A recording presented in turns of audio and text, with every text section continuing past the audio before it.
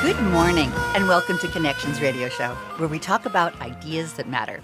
I'm glad you have made the connection and are with us today. I'm Lori Fitz, your host, and the goal of our show is to explore a wide range of topics that challenge us to see ourselves, our community, and the world around us that get us connected, or perhaps inspired or challenged to do just a bit more because we've made that connection. Our topic today is empowerment, making a difference at the community level. And we have a community action nonprofit that will be with us today. And we'll be discussing solutions that we all can be a part of. We Can serves individuals and families in need in the western Hennepin County. They are a community nonprofit that empowers and equips individuals and families to reach stability and self-sufficiency. Joining me in this segment, I have Christopher Anderson, the Executive Director. Good morning. Welcome. We're glad you're here. We have Jackie Venable. Hello. And Jackie is the Meals and Wheels Coordinator. And we have Janie Delaney. Good morning. Good morning. And Janie's a longtime volunteer in the Meals and Wheels program, and we'll be hearing a little bit more about that. Just after we hear more from our friend Christopher tell us about the program and what's the vision and what are the solutions that we can offer. Sure.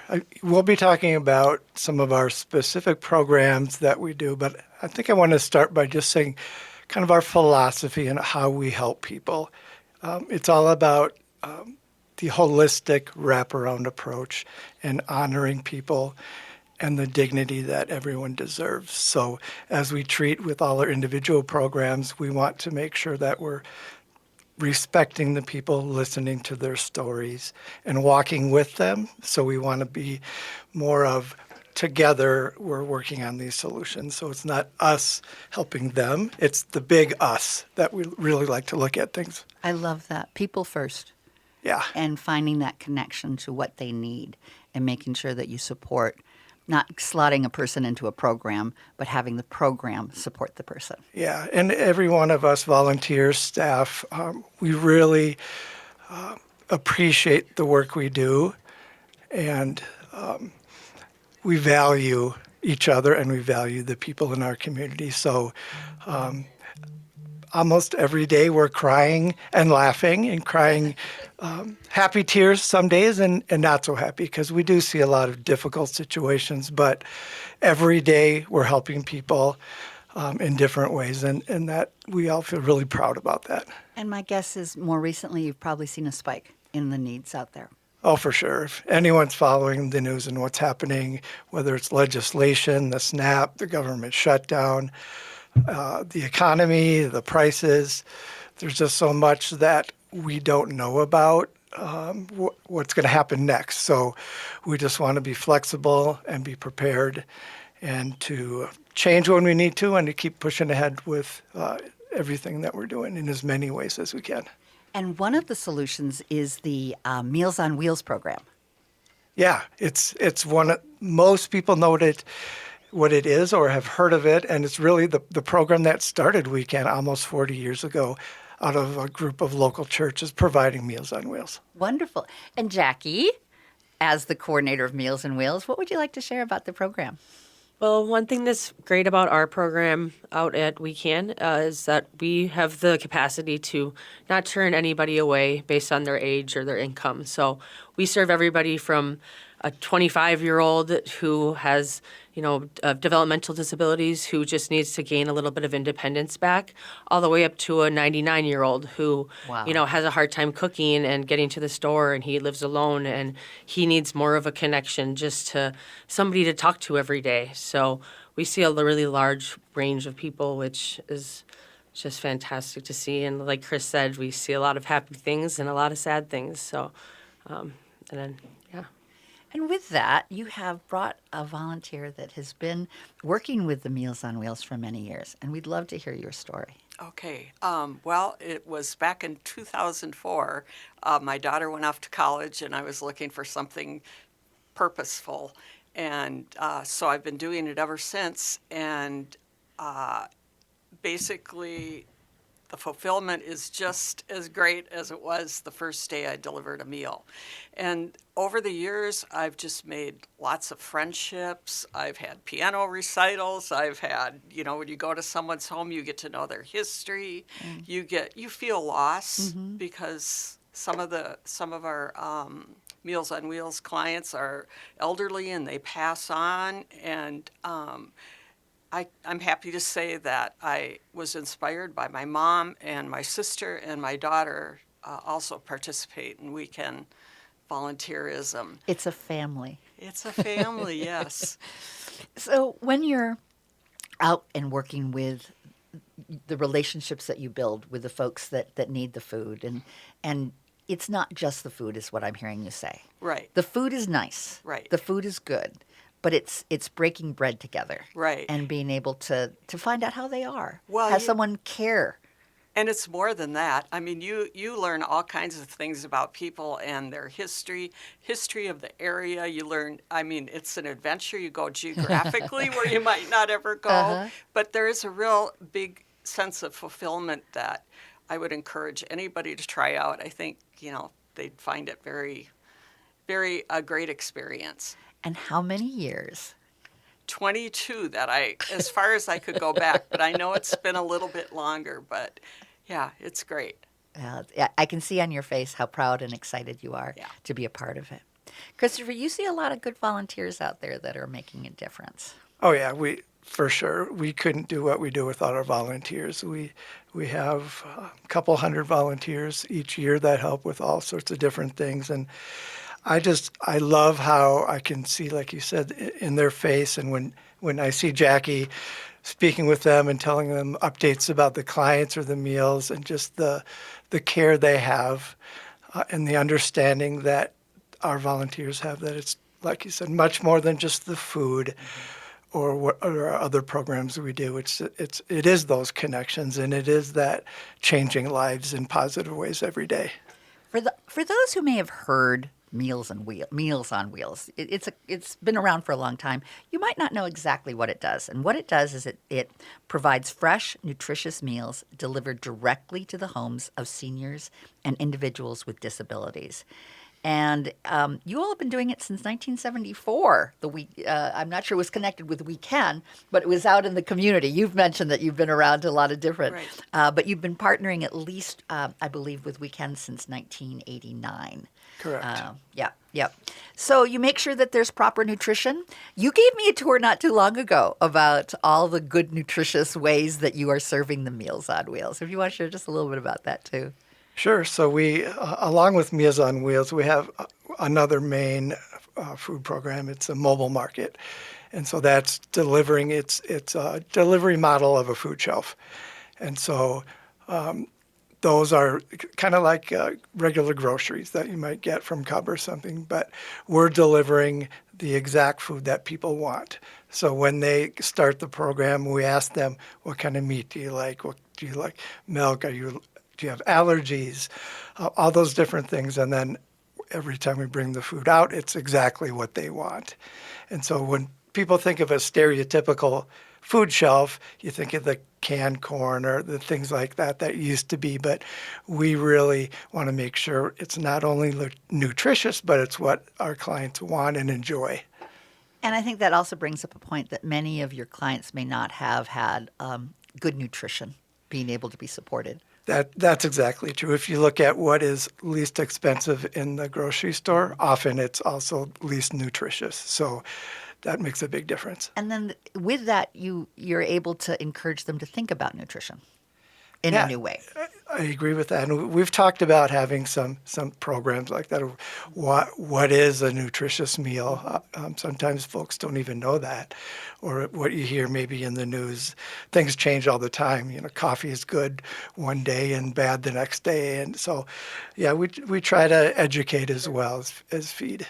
So if folks know, especially in the Western Hennepin area, folks that may be in need, not everyone accesses the services, and they might not be sure what the services are or how to get registered. So, Jackie, can you share a little bit about if they know someone or if someone is in need for a service like this, what would they do? Yeah, so if you live in our Wecan area, you can always call the Wecan office. But if you live in the greater Twin Cities area, you can always go to the Metro Meals on Wheels website. That's meals-on-wheels.org.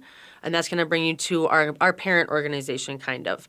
If you go on there, if you can volunteer there, or you can find meals if in your local area, just put in your address, and they'll direct you to your program that helps you your local Meals on Wheels program that you can either volunteer with or you can get meals from.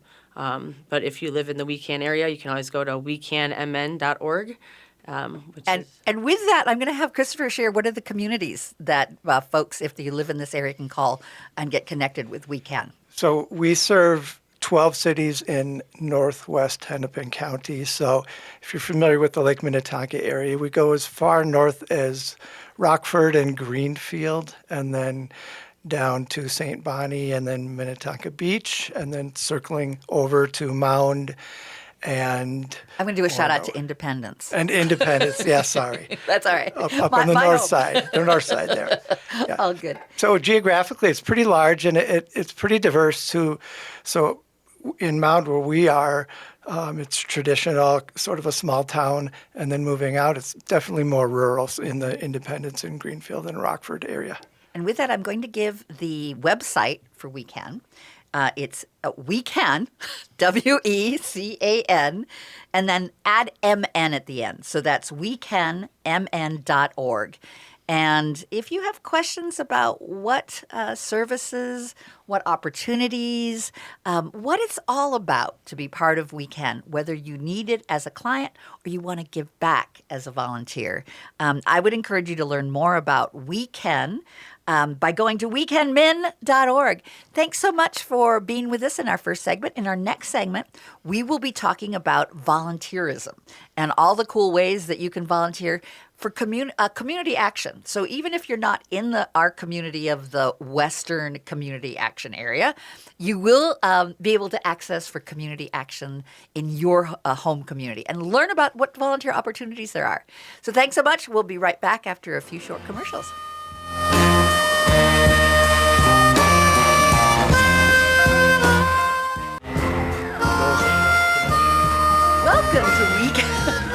Welcome to our Connections radio show.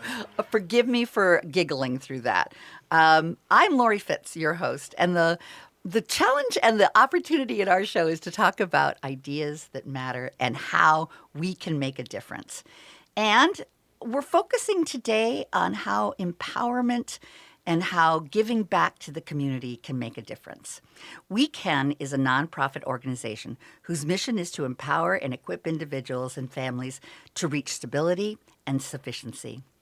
And today I have with me Christopher Anderson, who's the executive director, Kari Ron, Kari Ron, and I practice this. Kari Ron is the volunteer coordinator. And I have a volunteer, John Danzel, who will be also talking about the volunteer opportunities. When we talk about empowerment and making a difference at the community level, we can do that through community action nonprofits. And Wecan, I think, is a stellar nonprofit that serves the community, and how community solutions is really all about neighbor helping neighbor. So Christopher, thank you so much for joining us today. Great to be here. Great to have you share in our last segment a little bit about the organization. Kari, as volunteer coordinator, I know you have lots of wonderful things to share about how neighbors can help neighbors. Absolutely. We have every week people contacting us to be volunteers. I am so fortunate that I don't have to usually fight to find a volunteer because the community is so unbelievably giving.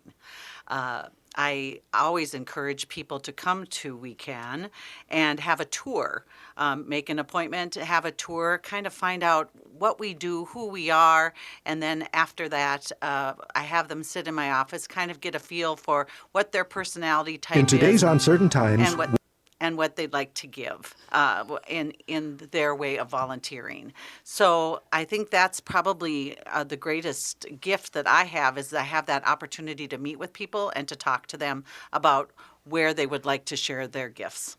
What I love is what you've mentioned before, is that You welcome people of all ages and abilities, and whether they want to just volunteer one time. I sometimes call that popcorn volunteering. Just a quick, I just want to do something. I Yes. don't want to have to think about it. I just want to come and do it. Or if there's a continuous basis and maybe even leadership opportunities, Absolutely. which I think is just wonderful. And you do the support with individuals, businesses, and communities.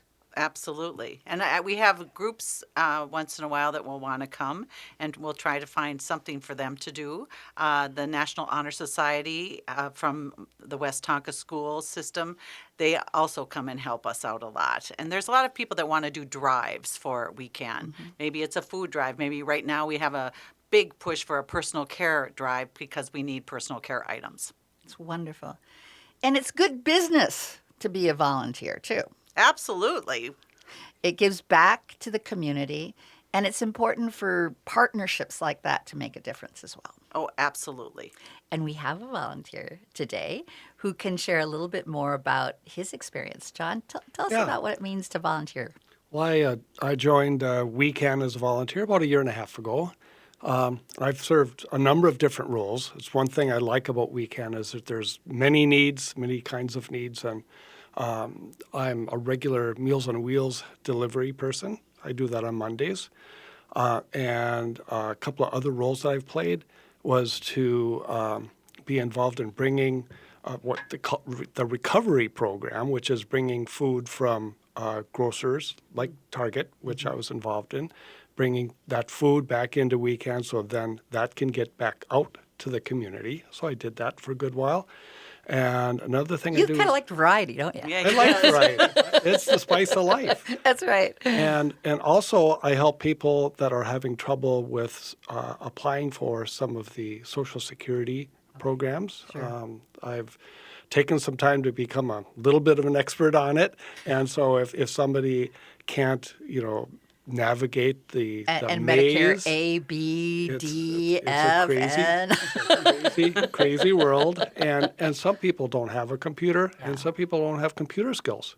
And I've had a career in IT, so I'm pretty good at that. So that's one way, on an ad hoc basis, that I help people to get the things they need. So there's a lot of variety, and And I can tell also by your smile on your face that you really enjoy what you do. yeah, and I enjoy the contact with all the clients. Everybody is very appreciative, and sometimes you form nice little short-term relationships with these folks. So that's a lot of fun.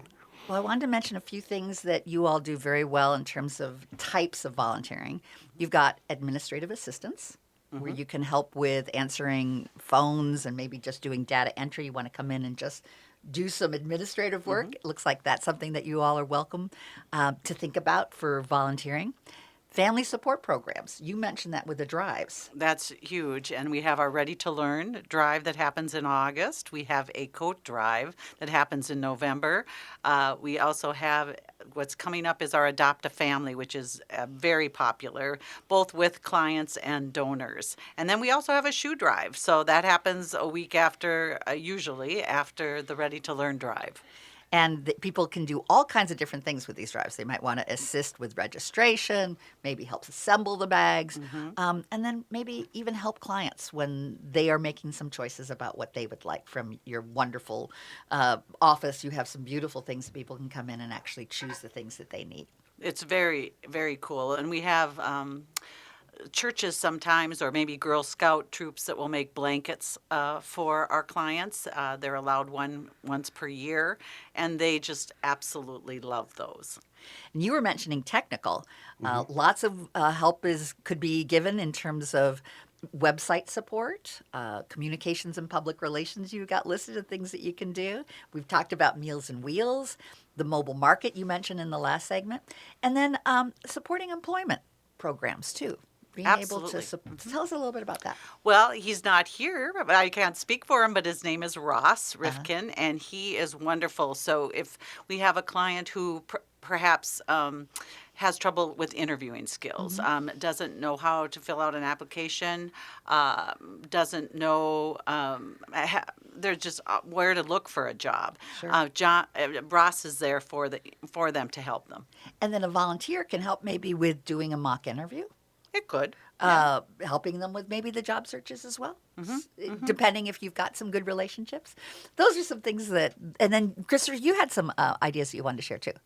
I just wanted to say that, when John was mentioning helping the clients with applications or resumes, most of our clients are using their phone for these kind of things. So trying to navigate these applications or do a resume on your phone or apply for a job on your phone is really hard. So it's one of the things that we also have is a computer lab, so people can come in and work on those things in a much better setting than their phone at home. And we also have the free internet that we provide as another service that many folks use that who are working on either their applications or their job search. And I want to remind folks that the WeCan, which is the Western Communities of Hennepin County, they start right around the Mound area and go west and north, and it's a big territory. If you are in some of those communities and want to get active as a volunteer, or if you want to access those services, it's wecanmn.org is the website. But if you're not in that area, you can. I would encourage even calling WeCan about maybe a community action network that's nearby, or look up community action networks and see if there is a community action network in your a community action organization that's a nonprofit serving your community. So thank you all for sharing about the volunteer opportunities. Thank you. And the good work that you're doing. We'll be right back after a few short commercials and learning more about some more client services that are available. And when you're listening to those, you can also think about maybe ways that you can help volunteer with those programs as well as telling people about them so that they can be supported in your community as well as in the Western Hennepin County.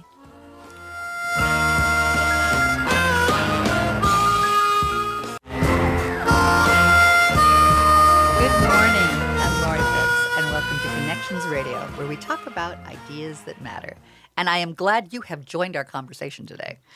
Our topic today is empowerment, making a difference at the community level. And we have a community action nonprofit with us.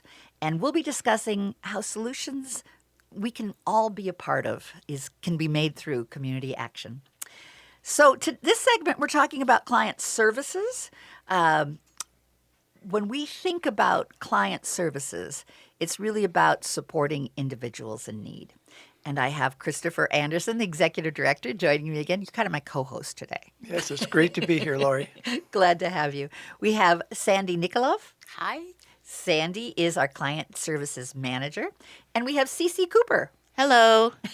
Glad you're here, Cece. Happy to be here. And Cece does a lot of housing resource navigation. She is the housing resource navigator.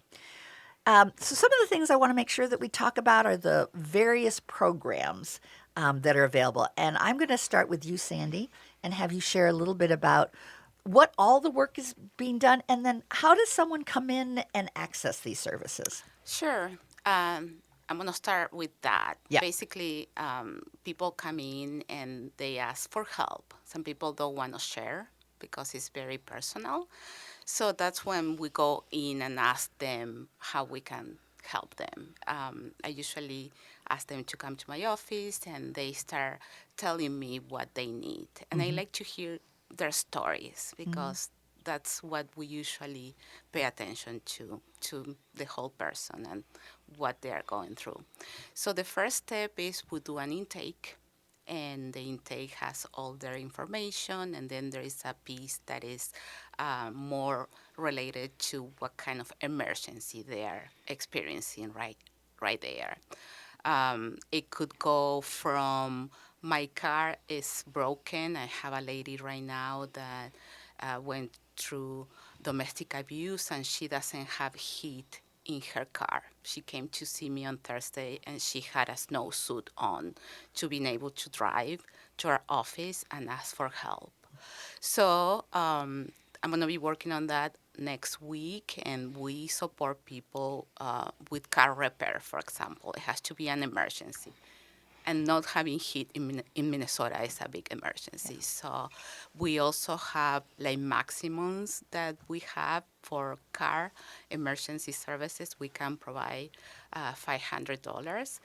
But again, each story is different. We're lucky to have a lot of support. The churches around us are big support, big donors, and we can always say, this person needs a little bit more than $500, and we're always willing to find the solution together. What I love about what you've shared ties back to what Christopher was saying at the beginning in terms of what does We Can do. And it really is very people-centered. Yes. And having the person first, yes. and then how do programs then support their specific need. I love that you learn their story.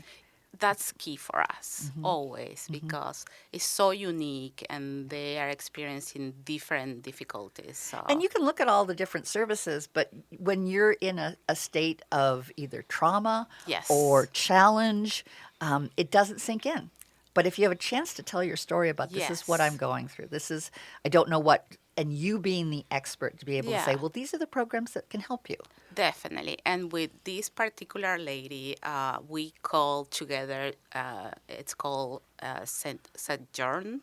It's a, Sojourn, yeah. there you go. There we go. I Yes. never know, I'm from Argentina, so Sure. English is my second language. You do a beautiful job. Yes. So we called together and they did an intake and they can provide more services. Sure. So even if Wraparound and there partnership. you go. Yep. Even if we cannot help them, there is a lot of emails and phone calls from people from Minneapolis, and we only serve kind of the cities around us. People from all over the country are emailing asking for help. And everyone that answers those calls, we never say, no, I'm sorry, we cannot help you. We always look for resources to A real share. navigator. Exactly. And being able to point people in the right direction. Yes. Another great story is we do work with a lot of people, like you mentioned, with mental health challenges and disability. I had a client who he didn't have a phone for 3 months, and he didn't know how to fix it. So, and then when you don't have a phone, you're really disconnected from the world. Yeah. And so, and it's so basic. We sat with him for like 2 hours with customer service to realize that the SIM card was the problem. So we got him a new SIM card, and the phone was working. Oh, lovely.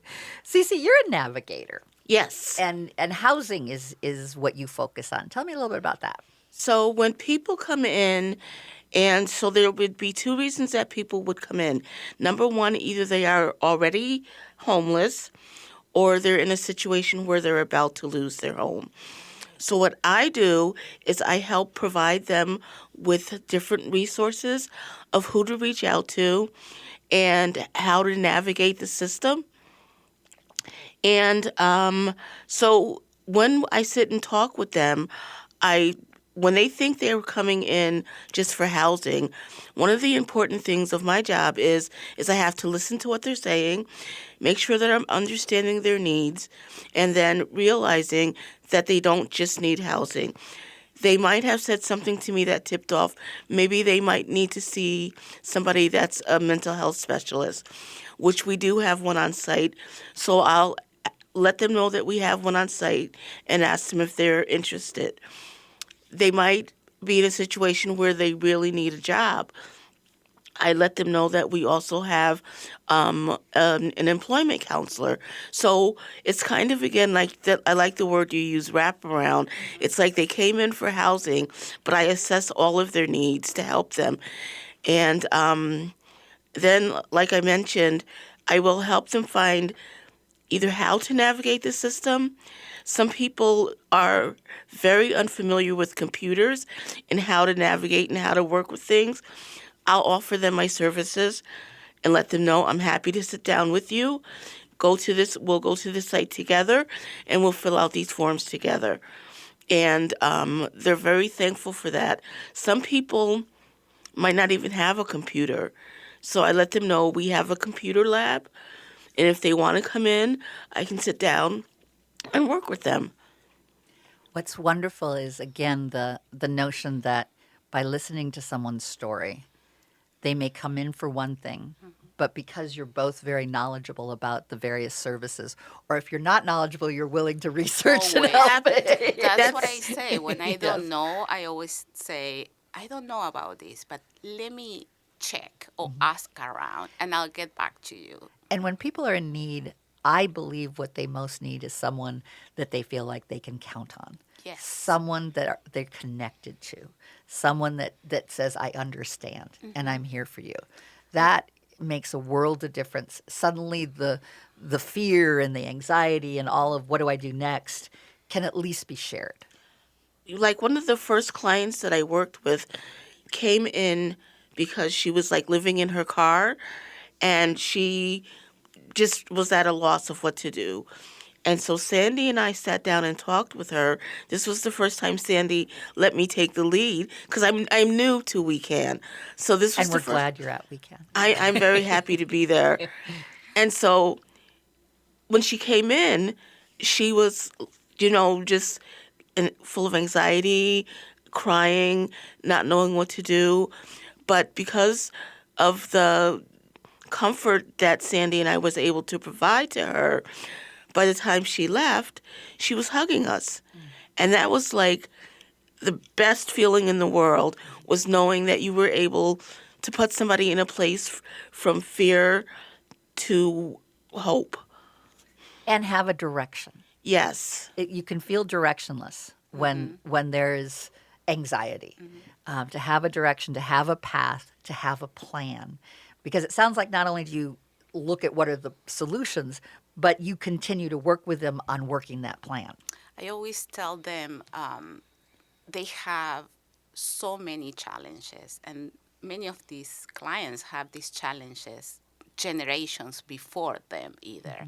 So I always say, let's break it down.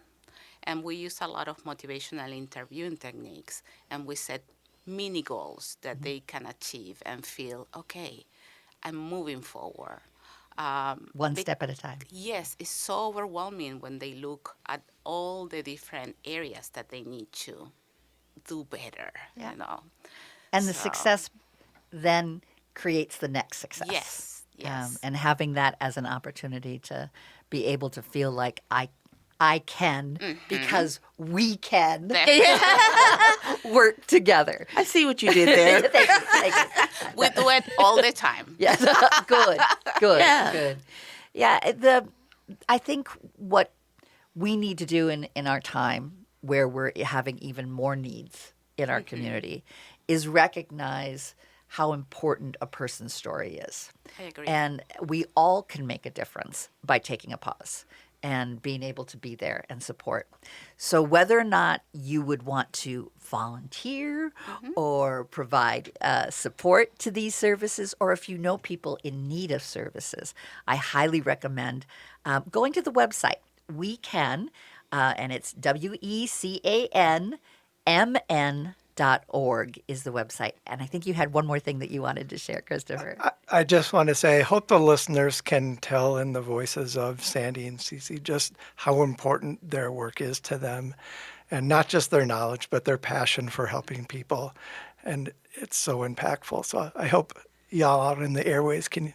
I sure feel the joy in this room, and it's wonderful when people have the opportunity to help someone else. That is a blessing.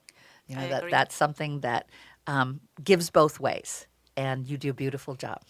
So with that, I have to close out our client services segment, but we do have in our next segment some specific ways that we can be supported, and we'll have a board member who's the VP joining us for the next segment. So thank you so much. Thank you for having me. Thank you for having us. Great to have you here. Thank you.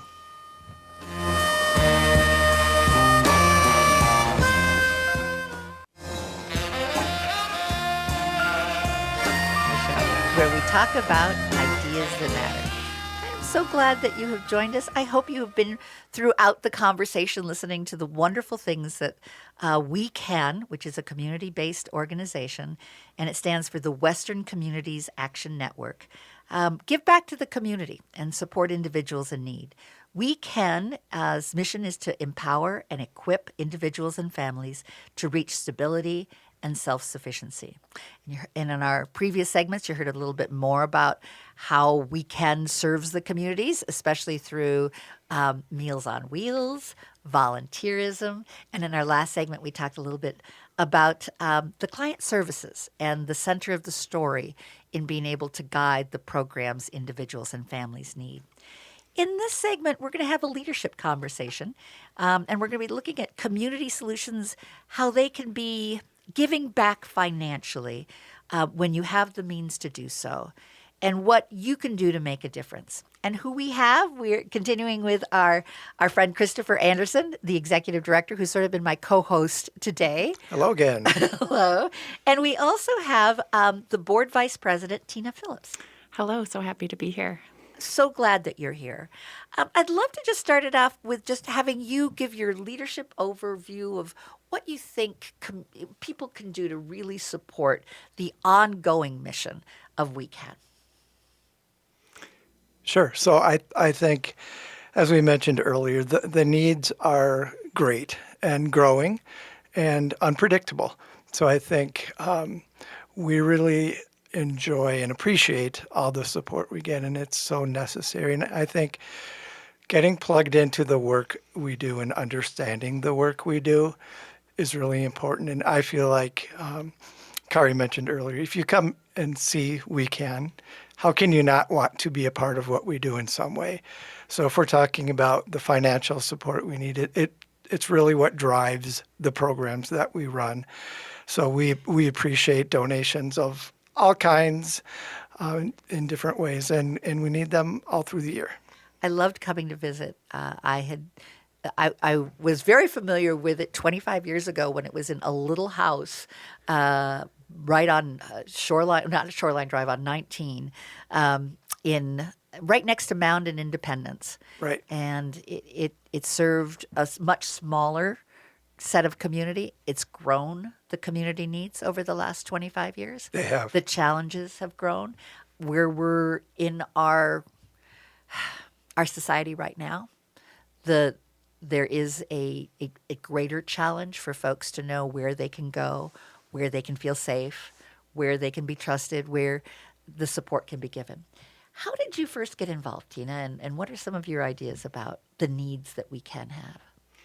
Yes, so I first got involved with WeCan.